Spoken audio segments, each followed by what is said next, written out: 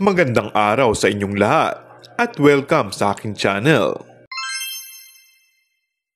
Maraming revelasyon si Coco Martin hinggil sa ilang taon na rin nilang relasyon ng aktresa si Julia Montes at sa mga pinagdaraanan nilang challenges bilang partners in life.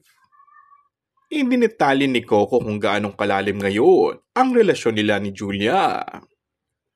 Ayon sa kapamilya teleserye King, more than mag-partner pa ang turingan nila sa isa't isa.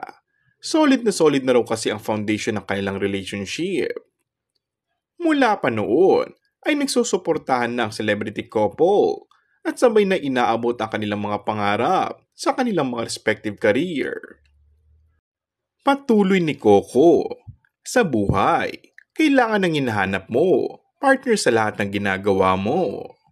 At kung meron akong pupuntahan, parang feeling ko hindi ako maligaya pag hindi kami magkasama.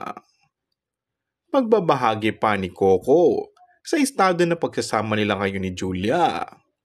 Masaya kasi yung pangarap namin sa buhay dahil dahan-dahan, paunti-unti, nakakamit namin na magkasama kami at nagtutulungan. Promise pa ni Coco kay Julia, ako nang bahala sa'yo, arbor na kita. Bilang lalaki, ako yun. Responsibilidad ko yun. Kasi si Julia na ang gusto kong ikaharap sa altar. And that's all for our today's video. Kung bago ka lang sa aking channel ay mag-subscribe at pindutin na rin ang notification bell. Maraming salamat!